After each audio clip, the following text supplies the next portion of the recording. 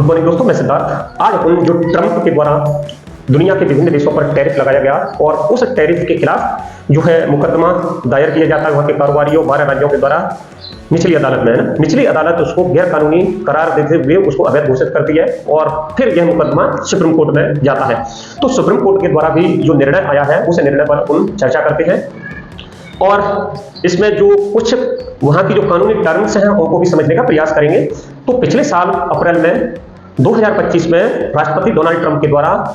ऐलान किया गया कि भाई जो देश हम पर टैरिफ लगा रहे हैं हम भी उन पर जवाबी कार्रवाई स्वरूप जो है टैरिफ लगाएंगे और इस प्रकार से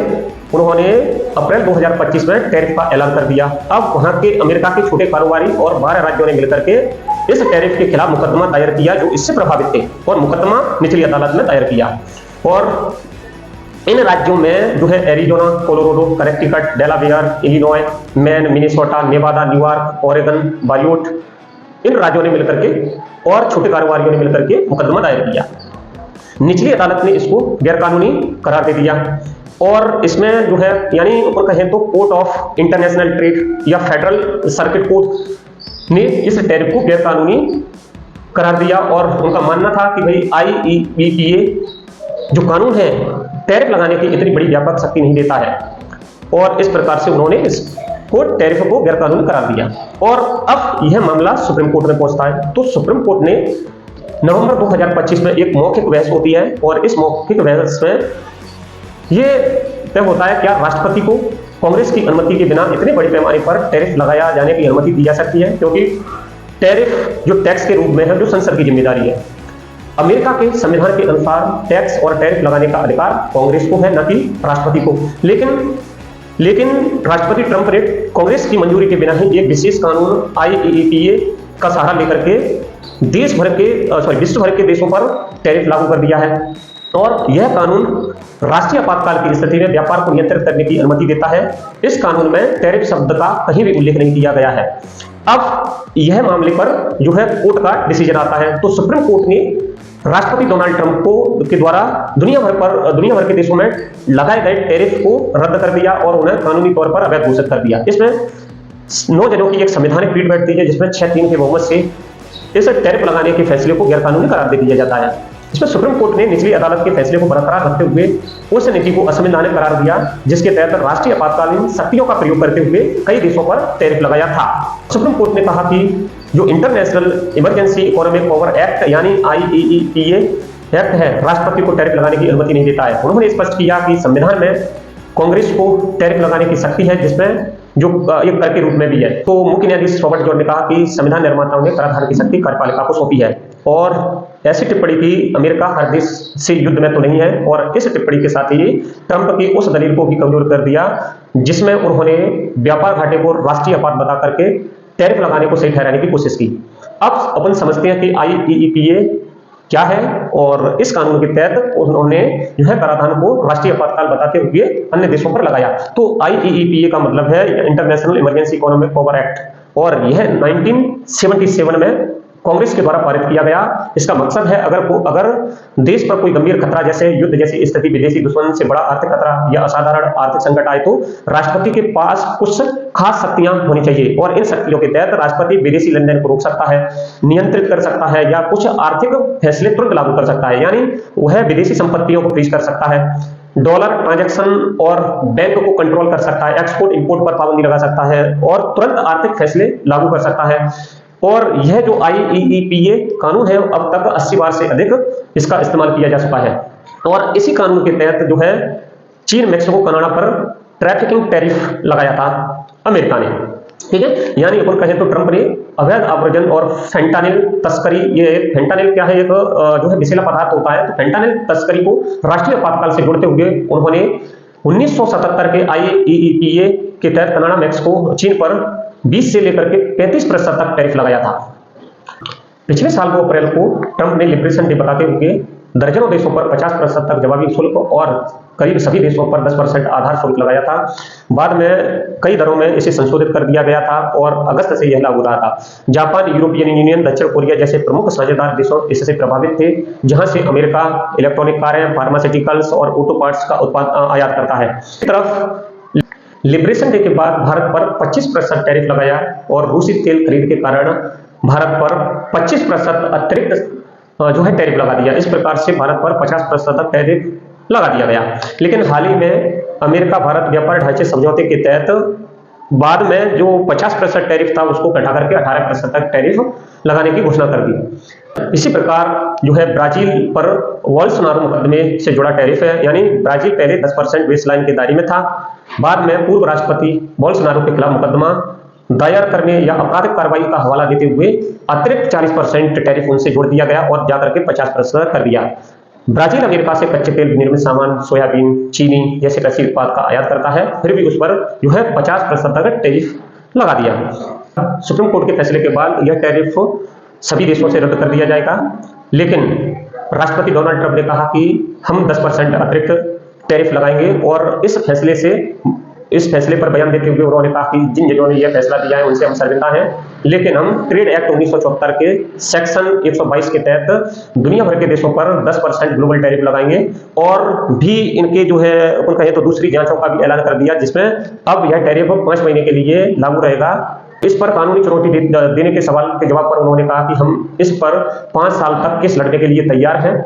और यह फैसला अंतिम है और हम इस पर जो है 10% लगा के रहेंगे। आइए समझते हैं कि ट्रेड एक्ट 1974 क्या है और इसका जो सेक्शन 122 क्या कहता है। तो 1971 में अमेरिका और अन्य दुनिया के अन्य देश में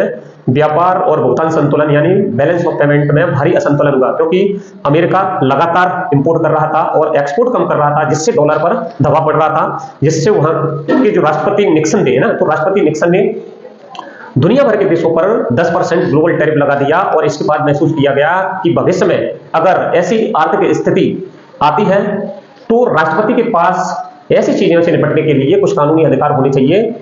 और इसी मकसद से ट्रेड एक्ट 1974 लेकर के आए। लेकिन इसका जो सेक्शन 122 अमेरिकी राष्ट्रपति को अधिकार देता है कि अगर देश में अचानक व्यापार घटा आ जाए, आर्थिक संकट का खतरा मंडराए, तो तुरंत आयात पर टैक्स या टैरिफ लगा देना चाहिए और इसके तहत राष्ट्रपति बिना किसी जांच प्रक्रिया के अस्थायी तौर पर टैरिफ लगा सकता है और यह आमतौर पर 150 दिन तक लागू रह सकता है और इसी दौरान सरकार के द्वारा इसकी समीक्षा की जाती है और फैसला लिया जाता है, यानी 5 महीने तक इस टैक्स को लगाया जा सकता है और इसी सेक्शन के तहत अमेरिका के राष्ट्रपति डोनाल्ड ट्रंप के द्वारा इन देशों पर जो है टैरिफ लगाया गया। अब इसके बाद भी राष्ट्रपति ट्रंप के पास कोई विकल्प है, तो इसके पास अभी 2 विकल्प हैं। जैसे वो है कांग्रेस यानी संसद में प्रस्ताव पारित करा करके इसको जो है टैरिफ लगाया जा सकता है, यानी ऊपर कहें तो अमेरिका में जैसे भारत में जो संसद है उच्च सदन निम्न सदन है ना, इसी प्रकार वहां पर जो है प्रतिनिधि सभा और सीनेट है ना, दोनों मिलकर के वहां पर संसद यानी कांग्रेस बनाती है। प्रतिनिधि सभा में 135 सांसदों में रिपब्लिकन पार्टी के 218 सांसद हैं और जो कि बहुमत में है और इसी बहुमत से जो है राष्ट्रपति डोनाल्ड ट्रंप आते हैं और 213 डेमोक्रेटिक सांसद हैं, लेकिन इसमें जो रिपब्लिकन पार्टी के सांसद हैं वो उस टैरिफ के विरोध में हैं। इसी प्रकार सीनेट में देखा जाए तो सीनेट में 100 सीटें हैं, जिसमें रिपब्लिकन पार्टी के 53 सीटें हैं और डेमोक्रेटिक पार्टी के 47 सीटें हैं, लेकिन रिपब्लिकन पार्टी के कुछ सांसद हैं जो इस टैरिफ का विरोध कर रहे हैं। इस प्रकार से टैरिफ के खिलाफ सेंटीमेंट को देखकर ट्रंप संसद में टैरिफ रखने से परहेज करेगा। दूसरे विकल्पों में अन्य प्रावधानों को लागू कर सकते हैं, जिसमें जो एक लंबी प्रक्रिया है। इसमें ट्रंप अमेरिकी संविधान की धारा 301 के प्रावधानों को लागू करा सकते हैं, जो राष्ट्रीय सुरक्षा के तहत टैरिफ को जायज ठहराता है, जिसमें अपन कहें तो चीन, कनाडा और मैक्सिको पर जो टैरिफ लगाया इन्हीं प्रावधानों के तहत लगाया गया, लेकिन इसी को भी कोर्ट में चुनौती दी जा सकती है। अब इस पर भी ट्रंप जो है दाव नहीं लगाएंगे, तो फिर ट्रंप क्या करेंगे, तो ट्रंप ट्रेड एक्ट 1974 का सेक्शन 122 के तहत जो ग्लोबल ट्रेड है, बेसलाइन टैरिफ है 10% उसको लगाने का प्रयास करेंगे और उन्होंने यही कहा है कि भाई हम 10% जो ग्लोबल टैरिफ है वो तो लगाएंगे ही और इसके लिए हमें अगर कानूनी चुनौतियों का सामना करना पड़े तो हम 5 साल तक इसके लिए केस लड़ेंगे। तो इस प्रकार से जो है दुनिया के कई देशों पर 10% टैरिफ राष्ट्रपति ट्रंप के द्वारा लगाया जाएगा। अब सवाल उठता है कि ये सुप्रीम कोर्ट के द्वारा ये फैसला आया है कि भाई इस टैरिफ को अवैध रूप से गैर कानूनी घोषित कर दिया जाता है, लेकिन ट्रंप के द्वारा अगस्त से जारी इस टैरिफ से 175 अरब डॉलर का